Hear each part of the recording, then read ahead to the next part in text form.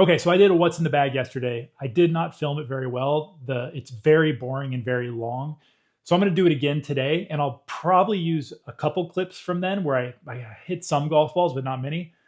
So I'm going to go through this really quick. I've got stuff from Instagram where you guys ask questions. So I'm going to go through what's in the bag very quickly. Then I'm going to go in to the specs. Then I'll do why. So why am I choosing things? What am I struggling with? How did I end up where I'm at? And I'll answer some of those Instagram questions directly. But essentially, I'm just going to try and rifle through this as fast as I can, as best as I can. We'll start with the bottom of the bag and then work our way up. Okay, so first, what's in the bag since maybe 2021 or two with Ian Fraser when we did the what's in the bag at TXG.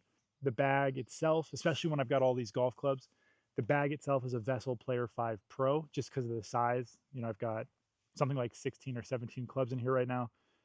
So the size of the bag is helpful. If I had one thing to say about the bag, I wish it had fewer spots, bigger holes so that I could fit more in there, because that's generally what this is. It's a cart bag. When I test stuff, I have extra stuff. When I travel, I have extra stuff. The pockets are gigantic. Yeah, super good.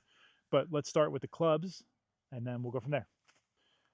So club descriptions are done. Now we'll do a quick gapping video. I'm not going to show you all the swings. That's boring. Chrome Tour X, brand new out of the sleeve. 61 degree we'll start with. So the way I do gappings for on-course stuff is actually swinging like on-course. So I'm not going to give you like how far a lob wedge can go on a full swing. It's going to be how far does a lob wedge go when I swing it like I do on course, which is basically a little 3/4 golf swing. None of this is meant to be like really cool. It's just meant to be real.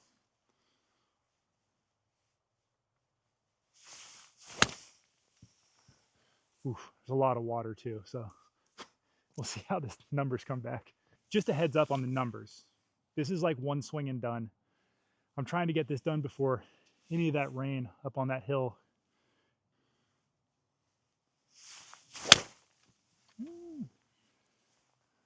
Okay, so let's start with putters. I'll show you like the stuff that makes it in the bag. I'll do close-ups of these, but this is a putter. Call this like a full-on custom putter. It's as close to an 009 head shape as I've seen. Built it with Philip Lapuz of Kronos Golf, but you can build these yourself. And so the cool thing is there is no branding. It's just my own branding, and it's a great head shape. So I've picked all of the artwork, and then he built the putter. It's got a LA Golf P Series 130 shaft in there, which I love. 71 degree lie angle, 3 degrees aloft. But this is kind of like where I end up all the time. Standard blade. Now, with that said, I'm going to show you other things that make it in the bag. The big old arm lock, the sick arm lock. Now I've added heaps of lead tape to the bottom of this and to the back of it because I feel like the distance control isn't great. So I end up adding lead tape. The interesting thing about this with this big LA Golf shaft is that my stroke is technically better. I have a tendency to suck a putter inside and then kind of hit up and out with a hooded face. I hit like thin heels. This cleans that up, but mentally I have a very difficult time. It looks like I'm just going to pull everything, but I putt really well with it. So I don't trust it under the gun, but it's better. So I keep putting it back in to try and build trust. Better putting stroke, harder for me to judge distance. That's why I add weight to the head. Now, one of my all-time favorites is the Artisan, the flow neck. One of my favorite head shapes. It's got these really high bumpers. Looks very chunky, which I like, but is super, super clean. The only thing I probably need to do with this guy is just add heavier weights to the bottom, which is my own fault. I haven't contacted them. And then the other one that makes it in all the time is the PLD, the Ping Answer PLD right from the factory. The fun thing with this is I put in a LA Golf wedge shaft. So it's an L series wedge shaft. So it's a little softer, a little lighter, and feels fantastic. If anyone's ever worried about feel, if you put the wedge shaft in, it feels freaking wonderful. Okay, honorable mentions for putters. The one that's hard to get rid of, hard to keep out of the bag is the Swag Handsome one. That always has for whatever reason, it just sits really well to me. The Peretti, thanks to Marius, same LA Golf shaft. A little bit boxier head shape. So it's not the best head shape for me. I like rounded, but that thing is unbelievable. And then the last honorable mention is the Kevin Burns, which always is super clean. One of the last probably like single block mills. So he has a lot of stuff where you can interchange the hosels. Um, the milling on this is probably my favorite milling. It's super, super narrow, or I don't know what you call it. It's a fly mill. It's super narrow. Love the colors on it. Great putter. Okay, so those are the putters. Okay, next up is the wedges. Now I go artisan wedges in all three. The only difference is I go 61 degrees, and I'll try and give you close-ups of the 61 because it's got a slightly custom grind compared to what artisan normally does. What I found was that I was playing courses in the Bay Area that have, like, the nicer courses have like this really tight apron, really tight fairways, but they're sort of like this sandy wet type of thing. So I always want the leading edge really close to the ground for some chipping. So we ground, or Mike ground some of the bounce away, so the leading edge sits quite low. The 56, on the other hand, has quite a strong bevel on the front side. Again, I'm not sure you're gonna be able to see it in this, but it's got a strong bevel, a much more bounce. You can play it square and it kicks the club out, open it up in soft sand, rough. It's fantastic. Reminds me, these two are very similar to the TW grinds from TaylorMade. And then the 51, just a normal stock, full sole, nice club. I love these. You know, part of me probably is a sucker for like the artisan story and the people there. They're so good that it's sort of like you just want to play their stuff. It looks really good at address, feels great, and they can basically do anything from a grind perspective. So like that type of conversation about, hey, I'm struggling with X and Y, Mike will just do what he needs to do to make it work. And then he's so meticulous with his measurements that he can make you another one. If I just said, hey, Mike, can you make me another blank? You know, send him money and out comes like a carbon copy. So love these. I'll talk about the shafts later, but yeah, wedges. Okay, so irons. I'm not going to take out all the irons. They're all the Cobra 3DP irons. Now, I've added a bunch of lead tape to them. I've strengthened some of the lofts as we get up in the set, but I'll talk about that later. They're all Cobra 3DP Bryson LA Series shafts. They're the 6TX. The only thing I'll say right now is that from the pitching wedge to the 7 iron is a Bryson Series wedge. In the 654, it's a Bryson Series iron, so it's 10 CPM softer. I think that's it for now. So Cobra 3DP, fantastic. Again, I should say everything on the grip side is Jumbo Max Zen Light extra small straight on, and let's keep it moving. Okay, so now the area of the bag that probably has the most confusion or the most changing around. We'll start with the first wood, which is a Callaway UW. It's a 15-degree head, so not one you can find, and it's 13.9 degrees of static loft when Tom Horley measured this. I don't know. I've always like made semi predictions when it comes to golf clubs.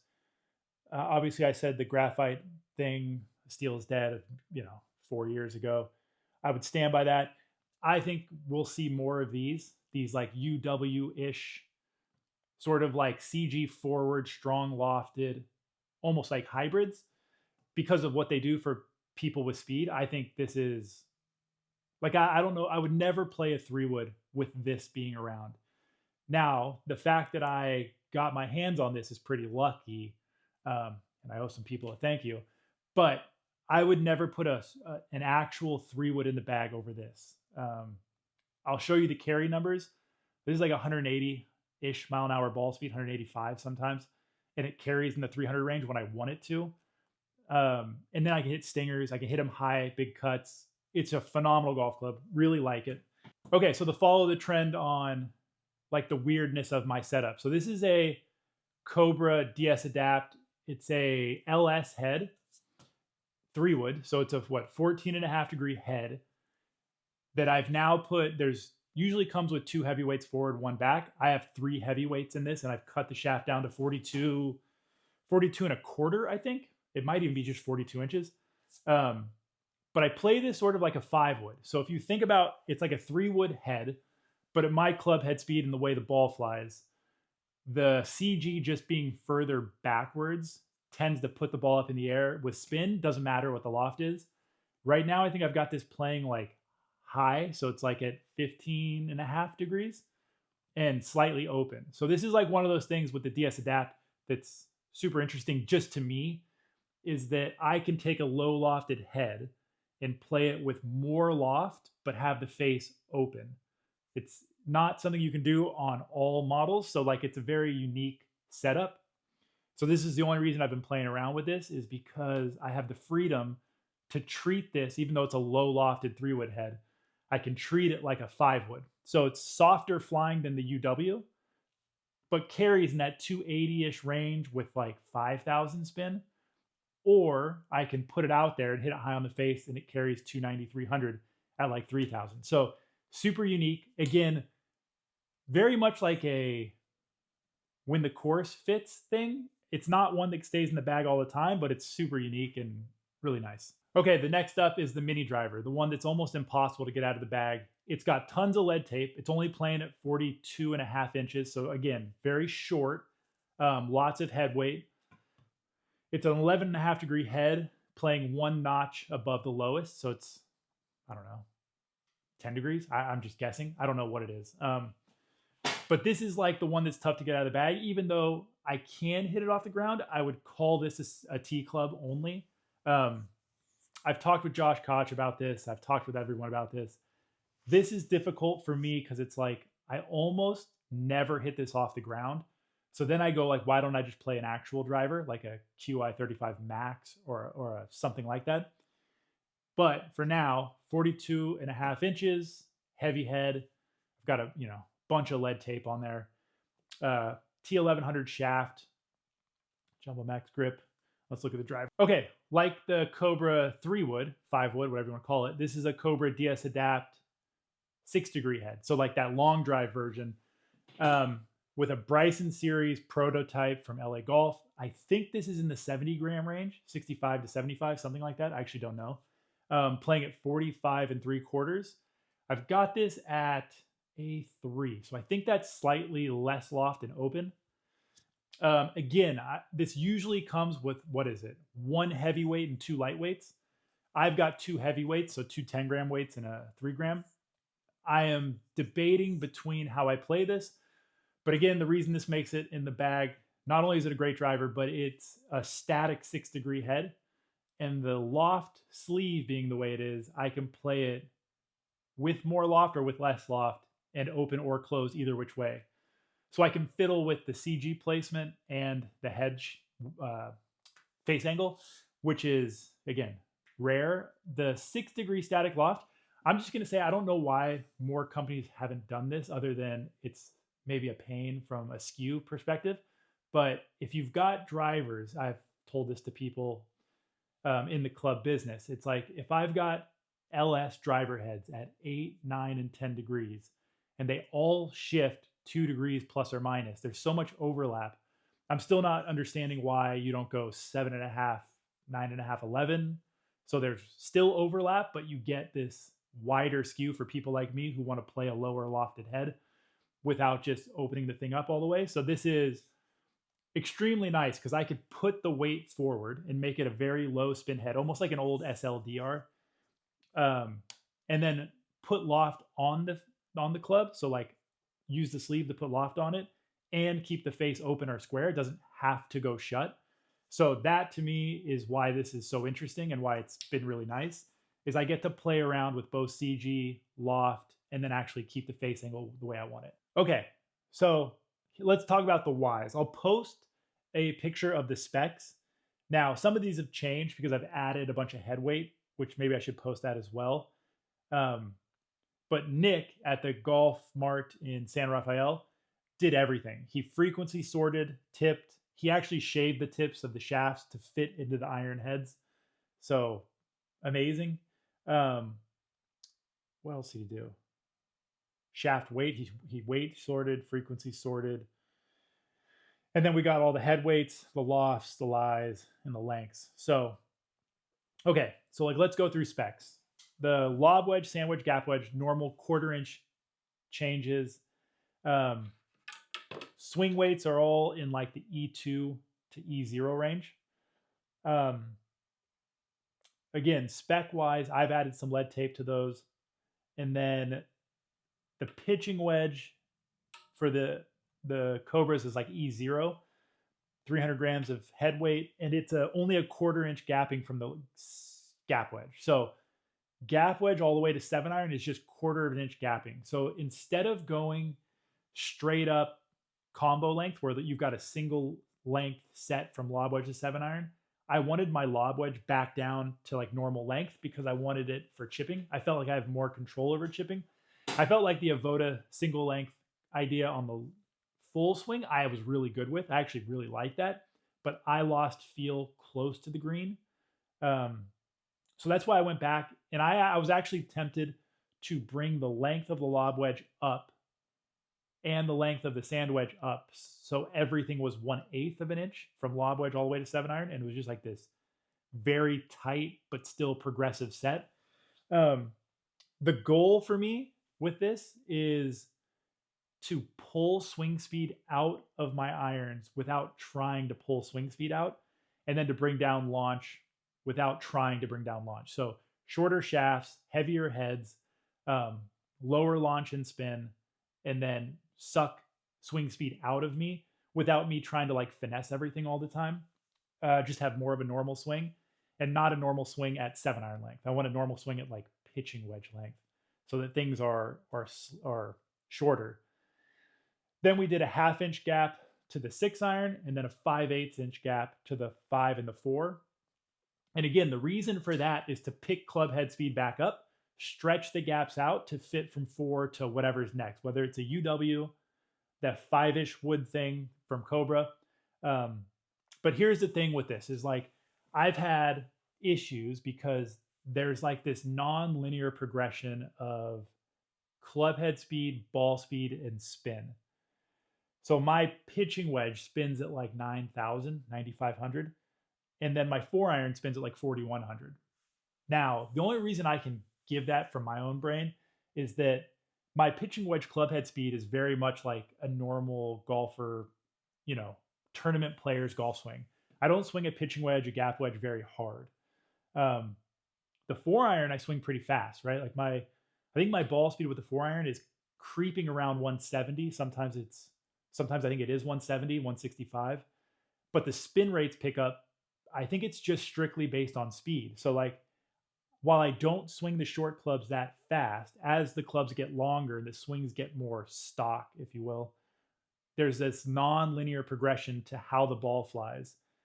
And so that's what I've struggled with, and that's why I've kind of jumped around clubs. So one of the questions from Instagram was like, why'd you switch from Avoda to Cobra? It's never a knock against anyone. I think I owe Avoda and Tom Bailey like just huge, huge amounts of gratitude for teaching me or opening my eyes, giving me some like, what do you call it? Like mental flexibility to look at my set differently. So now I'm not so worried about really anything other than how the ball flies. What Cobra did was they have a CG placement that's lower than basically anything. So I was looking for the 4-iron to fly higher with the same ball speed so that it's not as hot. I can always hit a stinger. I can always hit it lower, but it's hard to hit a normal shot that is high enough with a 4-iron, has a descent angle that's playable, can hold greens, but still fits the gaps. Okay, so that's the reason for the Cobras in large part. In a minor part, I just like the head shape. I just think it's a great head shape. It's more compact. If they ever make blades, I'd probably want the blades pitching wedge 9, 8, maybe even 7. But then the 654, all I'm trying to do is hit the green and cover my gaps. I think my gaps need to be 15 yards at a minimum, probably 20 yards as you get up to the top. And I'll show you the current gapping. That was from yesterday. I did this gapping just basically, it's just one shot each club, except the mini driver is one off the deck and one off a tee. Off the deck was like 181 ball speed, 301 yard carry, super low, super flat. The one off the tee was 187 mile an hour ball speed, 328 carry, something like that. So that number's got to average or whatever. What else? And then the sweet spot. If I'm being honest, like once you get to a 6 iron, I think I'm hitting that like 230 ish. All I want to do is hit a green. All I want to do is hit a green, have forgiveness, um, and fit gaps. So if that works and I can stretch the gaps where the 4 iron flies far enough where I don't have like this 40, 35 yard gap between 4 iron and whatever's next, I'm a happy guy because all those clubs are is, yeah, filling gaps and making sure I can reach a green and hold it from those distances. Um, okay, so let's take a pause. Okay, so from a spec perspective, the things that I've done is I've gone way heavy in the head. If anything, a slight bit flatter in the lie angle. Both of those things are to get right hand start lines and fight the left hand miss. If anything, I deliver the club 2 degrees toe down, 2.5. I'm fine with that just because the last thing I want to do is feel like I have to hold the club off to fight the ball going left. The heavier head weights, again, if you go back to like the Ping paper on grip size and head weight, they found that head weights were more indicative of start lines and right left bias rather than grips. So while I think the grips are great for me, I love the grips, the jumbo size, they're the jumbo extra small. So they're the smallest oversized grip Jumbo Max makes. The head weights seem to be really helpful in getting the ball to start to the right, feel the club load. And then again, if I go back to Mike Taylor, he would say these graphite shafts are so strong that the heavier the head, the better the shaft will work. I don't know enough to say whether that's true or not, but it feels great. So that's how I ended up there. Let me look and see what else people ask. Okay, so we've got launch spin characteristics of the Bryson shaft overall. Launch and spin, just I don't know, low spin, I guess, kind of, not really. I feel like launch and spin and stuff's more head oriented. These are just strong. So like if you like that feel, you like the feel. If you don't, you don't. But I don't find them changing it that much compared to the head or the golf ball. I'd change either of those first. Shaft tipping, I think I'm only like 1/4 inch on the irons to 1/2 inch, and then the driver 3-woods and stuff are like 1 inch to 1.5 inches. Yeah, irons, shaft and spin, Bryson, I've said, and the spin rates tend to be really close to the 9 iron is spinning 9,000. It's super close to that all the way through the bag. Why the switch from Cobra to Avoda, or from Avoda to Cobra? Primarily larger sweet spot, more compact head, lower center of gravity to get the ball up with the long irons. How do you hit the? That's a swing question. So stock carry and ball flight with the clubs. Usually it's a draw. I don't mind fading the driver. Typically it's really straight when I play well, and I prefer a draw with the irons for sure, all the way through the bag. What weights do you use in the head, and what's your swing weight? I'll post the head. I'll post my head weights and swing weights. Any club set up for different shapes. Not for me. I know people would say set the mini driver up or the 3-wood or whatever for a draw. I feel like I can draw anything all the time. So I have no problem doing that. If anything, I'll set the driver up to not go left. Typically, I don't. I just swing it. So most of my clubs are built around fighting left misses because I can draw anything. But nothing's built for anything in particular, especially shapes.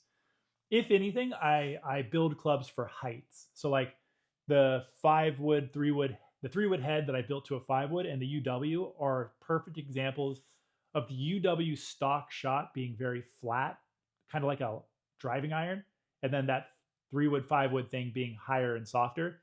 That's more what I'll do over shapes. I don't like turning the ball that much at all. How do you manage spin? I just swing softer, honestly. Spins it less. If I swing harder, it spins more. Gloves, I'm actually using a Vessel glove. It's a Vessel golf bag as well. The one in this, actually, I'll just show the video. Wedge grinds. So the wedge grinds, again, like I would say the 61 is like a TW 60 degree. It's just less bounce. They ground some off. And the 56 is literally probably as close to a TW from TaylorMade as you're going to get, with whatever slight alterations Mike has made over time, but very, very similar. So essentially low bounce and then a more higher bounce sand wedge.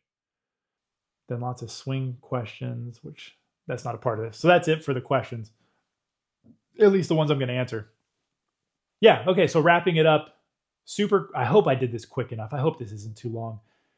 But essentially, the clubs are built to deal with like a fairly large change in swing speed, spin rates, and subsequently carry numbers. It's been very challenging to go from, let's say my lob wedges moved, club head speed at, let's just guess at 90, maybe a little less, but like let's say 90, and then a 4-iron moving at 120. To traverse that, I think range is quite hard. So I think like this is this idea that swing speed is just like better all the time. It's super helpful, but it creates its own sets of problems, or it's like its own puzzle. So the goal of the golf clubs, and I think the Cobras have done it well. Like again, if you told me to like pick it apart and what don't you like, if I said anything, the pitching wedge, the sole of the pitching wedge is a bit thick. Same with the 9-iron. I would compact this, the wedge, the 9 and 8, but it's not fair because like these aren't built for that. As forgiving and ridiculous as these are, they're so compact. I could hook or fade these as if they were a blade with ease. So like they're really, really nice. And it's kind of crazy how forgiving they are. I should hit a 7-iron out of the middle, then hit one like 20 mils out the toe. And like the forgiveness of that is just ridiculous. So they're very cool golf clubs. I'm very impressed. So that's the goal though. Like how do you manage big variations in club speed? If the driver on good days is carrying 340, and then the mini drivers off a tee is 320-ish, if not more, if I'm swinging well, like what's the next club? How do I get that if the 4-iron is not carrying 270? You can imagine like the gapping in there gets really weird. Even though I'm pulling the mini driver shorter in length and heavier in weight to try and make it softer, even trying to up the loft. So like this is the problem. I would much rather a mini driver sit open with loft instead of closed with loft. So I have a hard time adding loft to it because I don't want to see it sit closed. So like that's the beauty of the DS Adapt stuff. And again, it's not knocking anything. I love the TaylorMade mini driver. It's just that freedom to have an open face with more loft is very like mentally comforting, even if it really doesn't do anything. And then the UW, like you get to these things where the irons have to be pretty malleable to the gappings. That's been, if I want to play real golf, I can't have a bag where the 4-iron flies 250 and then the next club is carrying 290, 280. It's just like a 30, 35, it can creep up even more than that. Like if I hit a 4-iron into the wind and it's spinning at 5,000, then you hit it 240 and then you're going, well, then the next club is a 278, 290. Like how do you fit that gap? So that's how I've ended up bouncing around. I hope that makes sense. I hope I shed some light on that. And that's why I think the bag stuff is so difficult for me, because I end up one way or the other. Either the wedges are like missiles and I've got like 25-yard gaps because the pitching wedge is 44 degrees and it's just flying out like a missile, or the long irons are too soft and they float up in the air. Again, I like that word. It's nonlinear. It's like something's good and something's bad, or something's bad and something's good. It's like this difficult. It's not this perfect change. So what's in the bag? hope it's fun. It's boring to me, but hopefully it's helpful.